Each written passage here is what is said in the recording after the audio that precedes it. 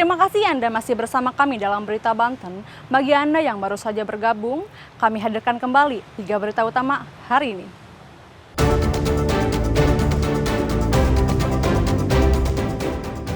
Lapuk dimakan usia, rumah milik pasangan lansia di Lebak ambruk.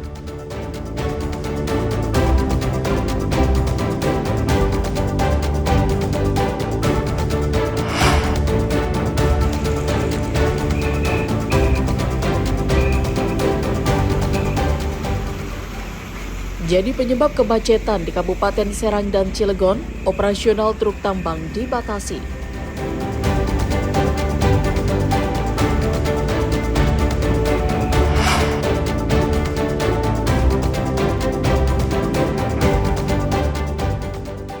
Puluhan truk di kawasan industri modern Cikande terkontaminasi radioaktif. Petugas Gegana lakukan dekontaminasi.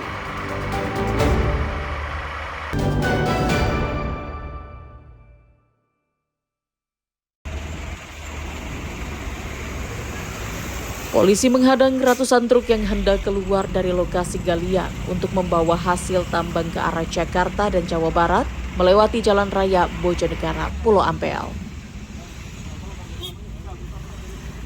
Hal ini dilakukan sebagai bentuk antisipasi kemacetan terjadi setelah meningkatnya volume truk besar yang melintas sejak beberapa hari terakhir.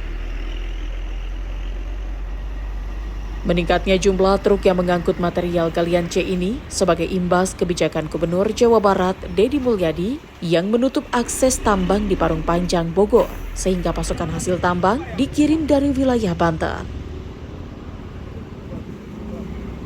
Kegiatan ini juga dilakukan untuk memprioritaskan masyarakat dan karyawan pabrik di Bojonegara dan Pulau Ampel. Sementara itu, waktu operasional truk dilarang pada pukul jam keluar karyawan, yakni pada pukul 4 sore hingga 7 malam. Pembatasan jam operasional ini juga untuk menjawab keluhan masyarakat yang merasa terganggu dengan aktivitas lalu lalang truk-truk besar tersebut. Betul, semenjak beberapa hari terakhir volume kendaraan besar khususnya pengangkut tambang galian C meningkat drastis. Kemudian ditambah lagi kapasitas jalan yang kurang memadai atau kecil sehingga menimbulkan beberapa titik kemacetan dari beberapa hari yang lalu. Yang kami telah berikan surat himbauan untuk tidak mengeluarkan truk dari area tambang pada pukul 16.00 atau jam 4 sore sampai dengan 19.00. Hal tersebut kami lakukan sebagai upaya kami untuk mengurangi volume kendaraan pada saat jam pulang karyawan atau bongkaran pabrik yang ada di wilayah Bojonegara dan Pulau Ampel. Pembatasan jam operasional truk akan dilakukan hingga kondisi lalu lintas kembali normal. Ariel Maranus dan Aji Ramadan melaporkan dari Kabupaten Serang.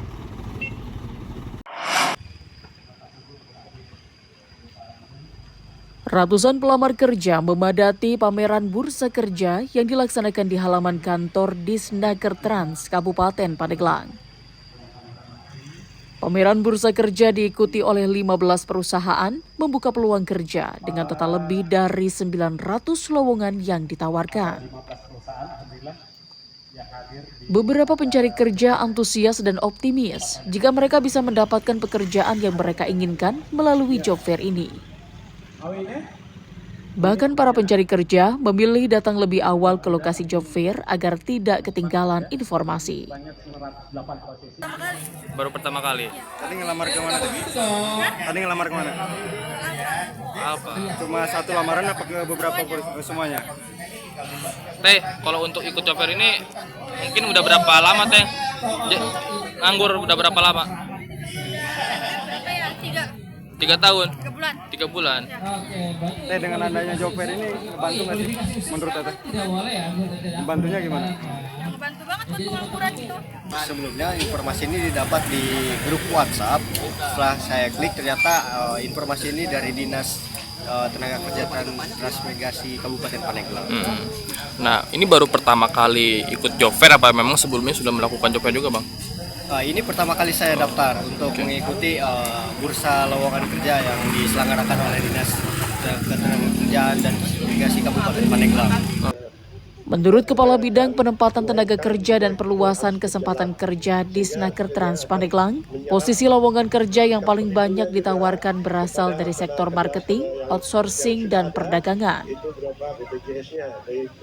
Yang hadir di job fair Disnaker tahun ini 2020 ada 15 perusahaan ya.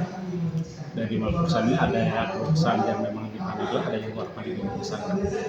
Itu penyerapan loker itu perkirakan sekitar 900-an orang, dan mudah-mudahan ini eksis teman-teman, tidak ada kendala gitu ya. Artinya target 908 itu bisa terisi semua. Mudah-mudahan. Karena kalau kita melihat dari antusias pencakar kan luar biasa. Kemarin saja udah 3.000-an lebih untuk yang daftar online, belum hari ini gitu. Pelaksanaan job fair ini bukan sekedar seremoni tahunan. Pihak Disnaker Trans akan meminta laporan dari perusahaan peserta mengenai jumlah pelamar yang diterima pekerja. Ariel Maranus dan Septiana Wahyudi melaporkan dari Kabupaten Pandeglang. Diduga tercemar limbah, air sungai yang mengalir di sekitar Jalan Kencana Raya, Kelurahan Rawabuntu, Kecamatan Serpong, Tangerang Selatan, mendadak berubah berwarna merah. Kondisi ini tentunya membuat warga sekitar bertanya-tanya, lantaran kejadian ini baru pertama kali terjadi dan di sekitar area tersebut tidak terdapat pabrik ataupun kawasan industri. Selain berwarna merah, beberapa waktu lalu air sungai juga tiba-tiba berubah menjadi hitam pekat. Warga mengaku tidak mengetahui secara pasti penyebab sungai berubah warna. Meski berubah warna, warga mengaku tidak mencium bau menyengat di sekitar lokasi. Sekitar jam 3-an lah, jam 3 sore. Sampai jam berapa, Pak? Sampai saya di sini sampai setengah 6, masih merah dia. Itu berbau nggak sih? Enggak, kalau berbau sih enggak. Kalau merah seperti apa merahnya, Pak? Merahnya seperti darah. Malah kayaknya lebih daripada darah, dia merah banget cuman. Selama abang di sini pernah kejadian, Pak? Kemarin sih yang warna merah kemarin, kadang pernah juga warna biru apa hijau ya. Pernah juga, ada juga hitam pekat ya. Oh, pernah hitam pekat juga? Hitam pekat pernah. Untuk hitam bulan ini, Bang, seingat abang, sudah berapa kali warna merah kayak gitu? Baru warna merah baru kemarin doang. Warna merah. Kalau warna biru pernah sekali, warna hitam pernah sekali. Kapan itu, Pak? Sekitar 2 mingguan apa 3 minggu yang lalu lah. Kini kondisi air sungai telah normal kembali. Meski demikian, warga berharap kepada pihak terkait segera menyelidiki penyebab sungai berubah warna karena khawatir berdampak pada kesehatan warga sekitar. Ariel Maranus dan Syabudin Natar melaporkan dari Tangerang Selatan.